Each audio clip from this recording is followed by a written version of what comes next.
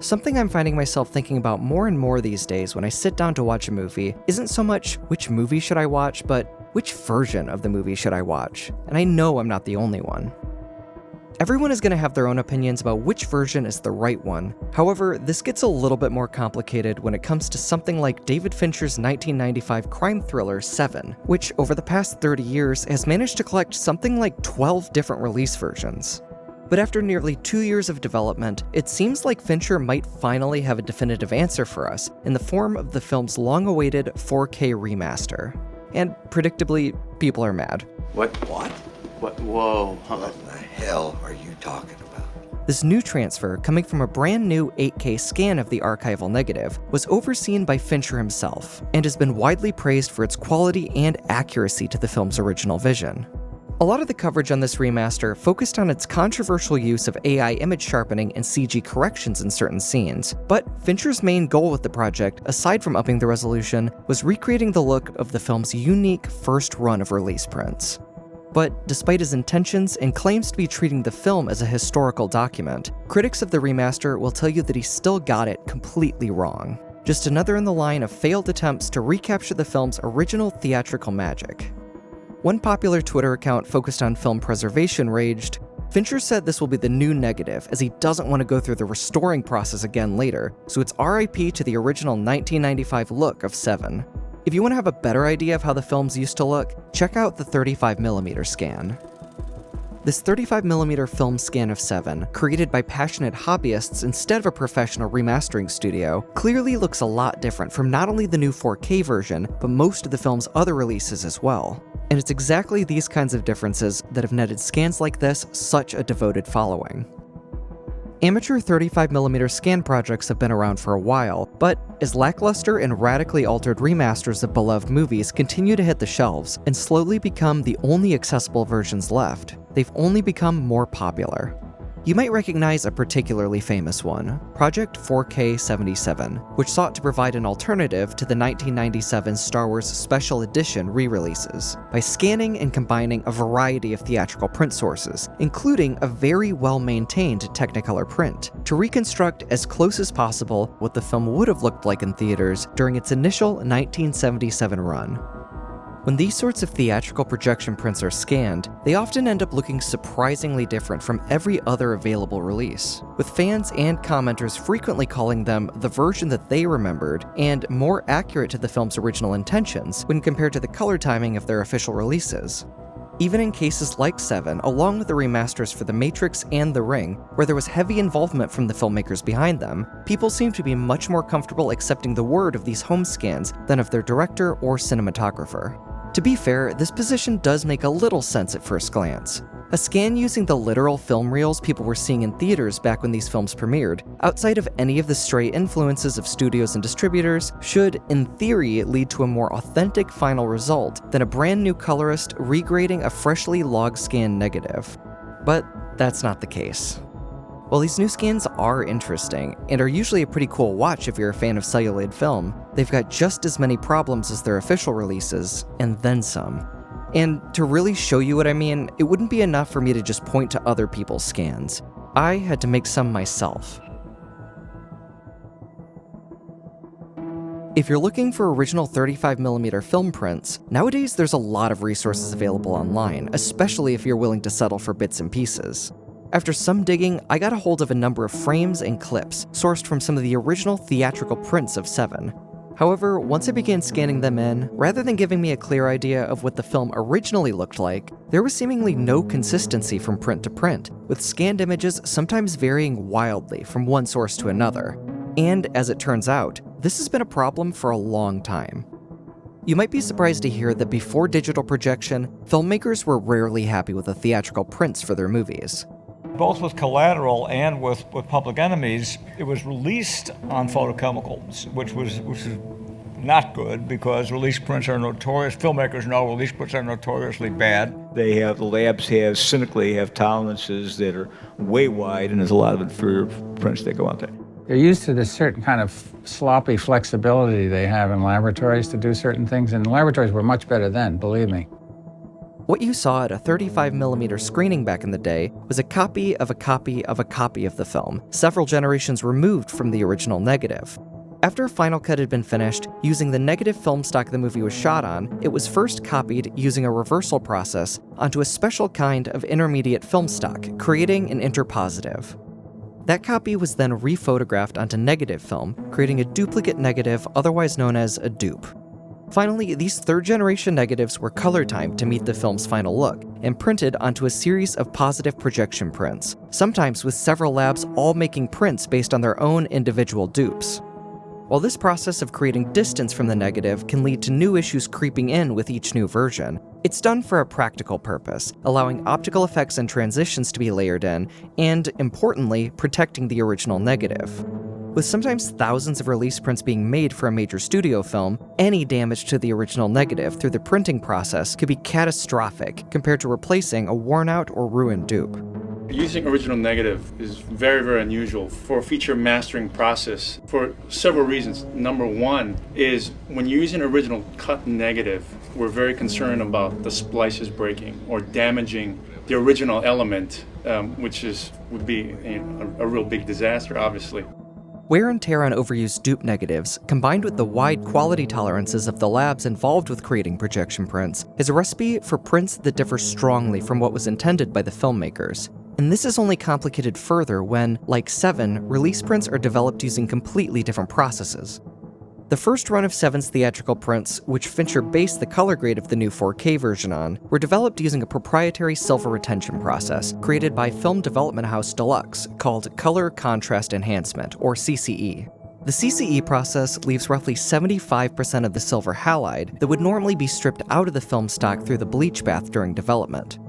This strongly increases grain and contrast, but CCE notably works to retain color saturation and more detail in the shadows, compared to similar but more blunt methods, such as full bleach bypass processing, where most or all of the silver is left in the developed film. However, due to the high cost of the CCE process, only a fraction of the over 2,500 release prints ended up going through it, with the remainder printed from a bleach bypassed interpositive to somewhat match the look of these first prints. As you can see from my scans, the later run prints developed this way ended up with very high levels of contrast and somewhat altered colors when compared to the CCE prints, which in turn have also been passed on to some of the home releases, as well as the 35mm scan that was likely struck from one of them. But the issues with these projection prints only start with how they're printed. Equally important is how they've held up over the often decades between their creation and these brand new scans. Film has never been very durable. Even the film stocks of today are easy to scratch and damage physically and remain highly sensitive to heat and humidity, but things get much more dire the further back you go in film history. The first film stocks use nitrate as a base layer, which, aside from not being particularly long-lasting, was notoriously flammable. In fact, one of the main reasons an estimated 75% of silent films are lost forever is due to nitrate film's tendency to aggressively and irreparably decay. As acetate and later polyester took over for nitrate as a film base, these particular issues improved, but the newly introduced film stocks proved to be vulnerable in other ways. Eastman Kodak's color film stocks, which largely dominated film production at the time, were manufactured with fairly unstable dye compounds, which, as they broke down over time, led to their colors fading and shifting, along with an overall loss of contrast in the image. These issues with color film were said to be so significant that they drove Martin Scorsese, now one of Hollywood's biggest film preservation advocates, to shoot his 1980 film Raging Bull in black and white so he could be sure it would hold up to the passage of time. Just at that point in which color became so important, the negative stock became weaker, and within 6 years, whatever prints we could find were faded. And it just seemed crazy. I had to do everything in color, and now the color doesn't last. Not only doesn't it last after 20 years, 6 years? Oh, come on. In the 80s, Kodak's films and dyes began to get more stable, but no stock is ever fully safe from deterioration, especially in the case of the theatrical prints so often used in amateur scans. While some 35mm prints have been carefully preserved by collectors and archivists, most of the ones floating around in consumer hands come from a wide variety of backgrounds and time periods, frequently stored in non-ideal or even actively detrimental conditions for extended periods of time.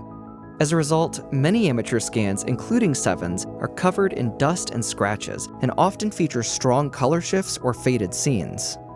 You can definitely see some of this degradation in the print scans I made, but even Se7's original negative wasn't immune.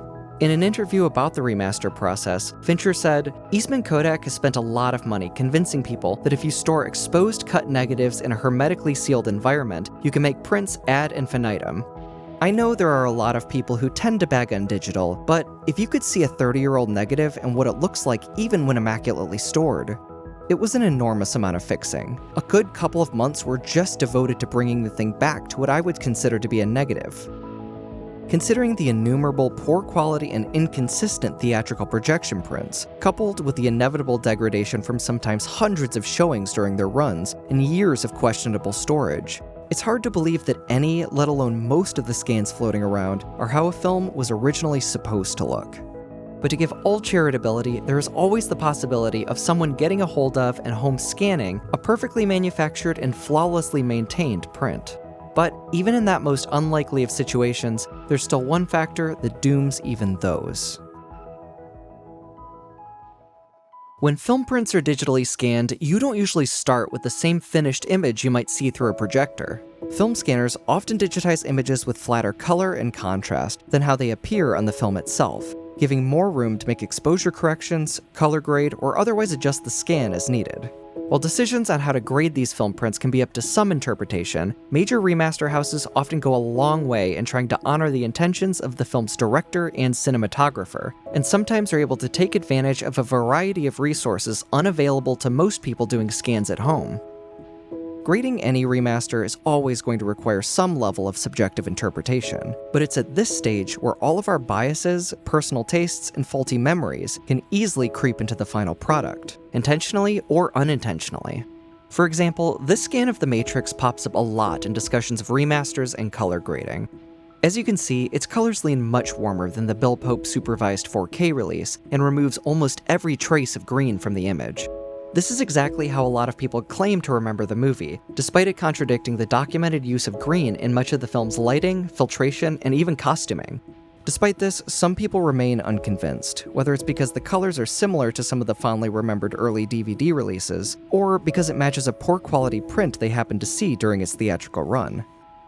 Memories like this could have heavily influenced the grading decisions of whoever created the scan, which in turn has fueled dozens of arguments since about how The Matrix was supposed to look.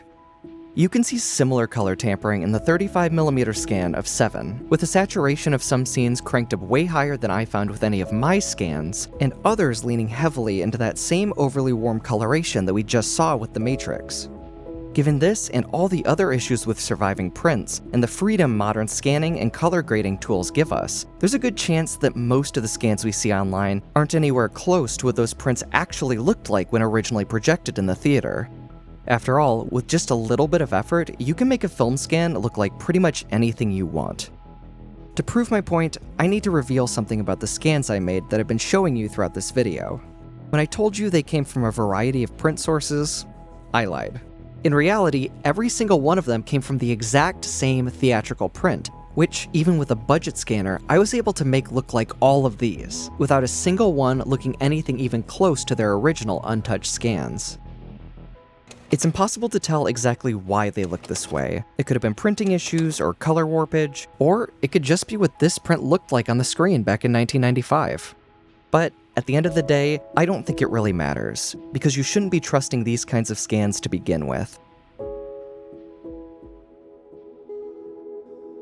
Let me be perfectly clear. I'm not here to cheerlead every official remaster or to denigrate any of these amateur scans and the people who go through a lot of work to put them together, many of whom are already very aware of all of these issues and actively work to mitigate them. 35mm scans are not only a great way of seeing versions of films that are no longer available, they're undeniably a fun way of watching a movie in a completely different form than you've ever seen it before. But we need to stop holding them up as proof of anything. They're novelties, not evidence of how a film was meant to be, nor of anyone's original intentions. These scans might be revealing and special in their own ways, and they might be exactly how you remember the movie, but that doesn't mean they're telling you the truth.